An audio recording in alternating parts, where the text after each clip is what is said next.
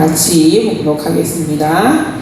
여호와께서 기드온에게 이르시되 너를 따르는 백성이 너무 많은즉 내가 그들의 손에 미디안 사람을 넘겨주지 아니하리니 이는 이스라엘이 나를 거슬러 스스로 자랑하기를 내 손이 나를 구원하였다 할까 함이니라.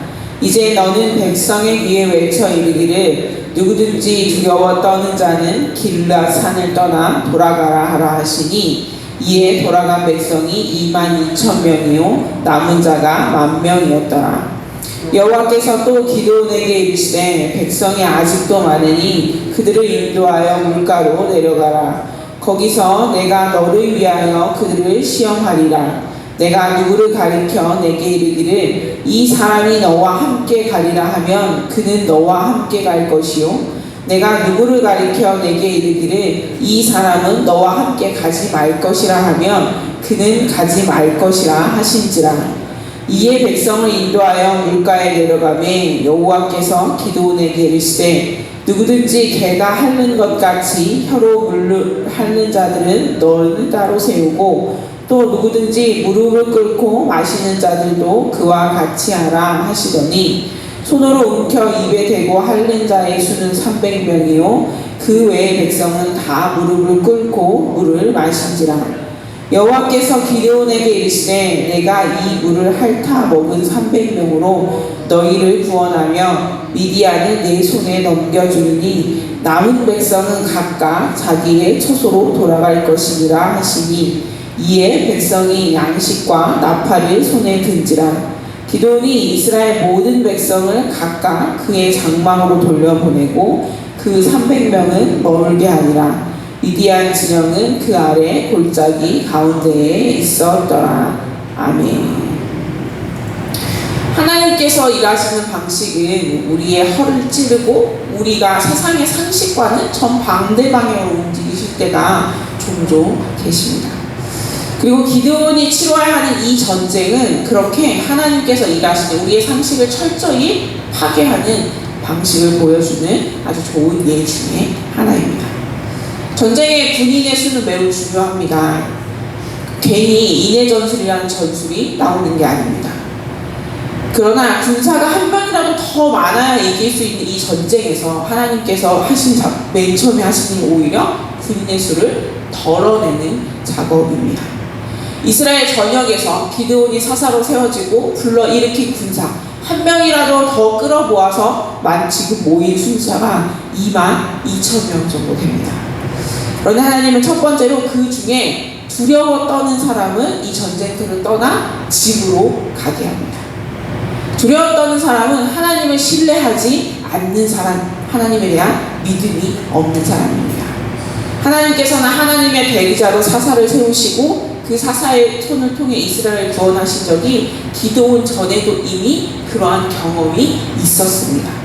그런데 하나님께서 세우신 기드온이 그 바로 앞에 서 있고 기드온이 서 있고 그 사사의 손을 통해 이스라엘을 구원하시겠다 말씀하셨는데 그 앞에서 이 군대에 있으면서도 두려워 떨고 있는 사람은 하나님이 우리를 구원하실 거라는 믿음이 없거나 내가 이 전쟁에서 이긴다 하더라도 나는 죽을 수도 있어라는 그 두려움이 있는 사람들입니다. 하나님의 사람 기드온 그리고 그 뒤에 계시는 하나님이 보이는 게 아니라 저 멀리 북쪽에 있는 군대 미디안의 군대가 먼저 눈에 들어오는 사람입니다. 그러니 두렵고 떨립니다. 하나님께서는 믿음이 없는 사람을 통해 일하기도 하시지만 이번 이 전쟁은 믿음이 없는 사람을 통해 하나님은 영광을 드러내실 생각이 없으십니다. 하나님을 믿는 오로지 하나님을 믿고 따르는 그 믿음의 용사들이 필요하시기에 하나님께서는 믿음이 없는 자를 먼저 돌려보냅니다. 그렇게 돌아간 사람이 군대의 절반 정도 됩니다. 그리고 그 다음은 물을 먹는 방법에 따라 전쟁에 나갈 자와 그렇지 않은 자를 선택합니다. 12,000명 중에 300명만 손으로 물을 떠서 핥아먹고 나머지는 그대로 먹었습니다. 그 얘기는 이게 굉장히 일반적이지 않은 방법이지 않았을까 싶습니다. 12,000명 중에 300명만 이렇게 먹고 나머지는 다 먹었으니까 보통 물을 먹는 건 이렇게 먹는 거야 라고 생각하는 방식이었던 거죠. 그런데 사실 이거에는 아무런 이유가 없습니다. 하나님께서 그냥 그렇게 정하시고 기드온에게 그냥 물을 그렇게 먹는 사람은 돌려보내고 이렇게 먹는 사람만 남겨라고 말씀하신 거죠. 하나님 왜요? 라고 말할 만한 그런 게 없습니다. 그냥 하나님께서 그렇게 하셨으니까 그 뜻에 순종해서 기드온이 믿음으로 너네는 돌려보내고 너네는 남아 라고 하는 믿음의 선포가 필요한 시점인 거죠.